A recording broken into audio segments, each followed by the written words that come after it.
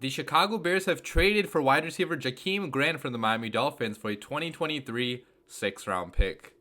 What's going on, guys? I'm back with the Chicago Bears news update videos. I have some news for you guys. We have made a trade, okay? Ryan Pace wanting to add a new punt returner and kick returner most likely, okay? I think that's what this guy's role is going to be on this team. But we traded away a 2023 6th-round pick for Jakeem Grant. Got drafted in 2016 by the Miami Dolphins out of Texas Tech, and he's been with the Dolphins ever since he got drafted. Hasn't really carved out a huge role with the Dolphins, that's why they traded him, but he was a second-team All-Pro punt returner in the NFL last year, which is huge for a team like the Bears that is really missing that punt returner right now. If you guys saw in the last few games, we've been deploying Nasimba Webster as our punt returner, but it's not really gone smoothly at all. Okay, he had a fumble in the game against I think it was the Browns, and he also just refuses to field any punts at all. Okay, so we're losing very valuable field position by not having a good return man. That was supposed to be Tariq Cohen going into the season, but he obviously got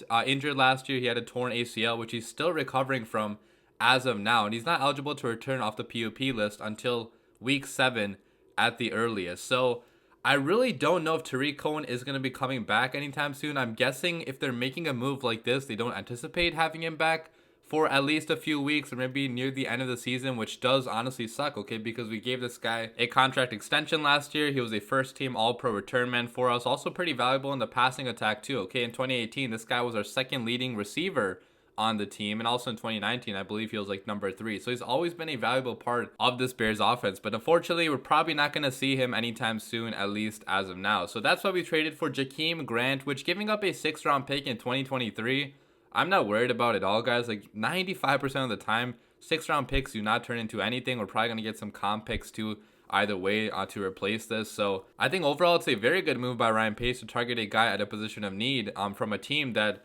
already has a lot of receiving depth and return man depth too. I mean, the Dolphins are probably going to use Jalen Waddle as a return man, and they already have a stacked receiving core. So, you know, Jakeem Grant wasn't really seeing much playing time. And he also struggled this year with the Dolphins, okay, with drops, with fumble issues too. So he clearly did need a change of scenery, and hopefully that change of scenery can be the Chicago Bears, and hopefully it works out for him here. If you look at Jakeem Grant, man, he's kind of similar to Tariq Cohen, okay? So he's a pretty decent replacement for what we had in Tariq Cohen. Obviously not as good, but still, like the height, weight, the measurables, it's kind of similar, okay? So Jakeem Grant is 5'6", only weighs 161 pounds, so one of the smallest guys in the entire NFL. He also runs a 4.38 40-yard dash, so one of the fastest guys in the NFL as well, which, man, Ryan Pace has added a crazy amount of speed to this roster. We're not using a lot of it. Like, we're not using guys like Demir Bird that much, Marquise Goodwin that much, Brashad Perriman that much, which maybe eventually we do, but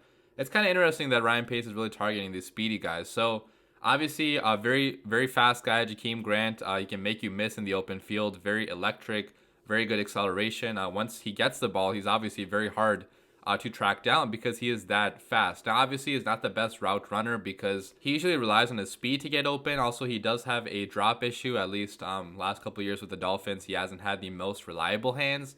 So keep that in mind. If we're going to use him as a receiver, which I think we still can. I mean, this guy could be a nice depth option at receiver because he is super fast.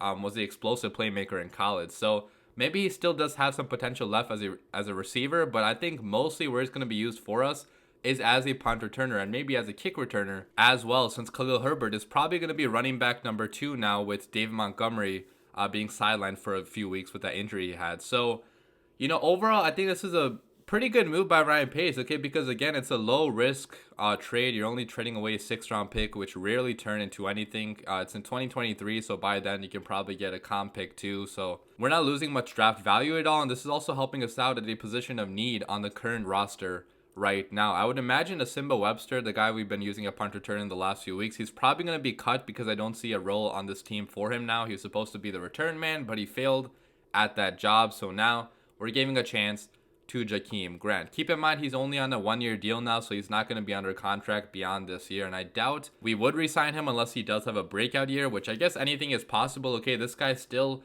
does have some potential left. He wasn't really being used the most in Miami the last few years, so maybe he could be a option in the passing attack for us as well, especially if we have a good quarterback now in Justin Fields, if he's starting going forward. But regardless, whatever the situation is, I think it's an overall good move by Ryan Pace. Let me know your thoughts and opinions on this trade down below in the comment section, guys. But as always, bear down.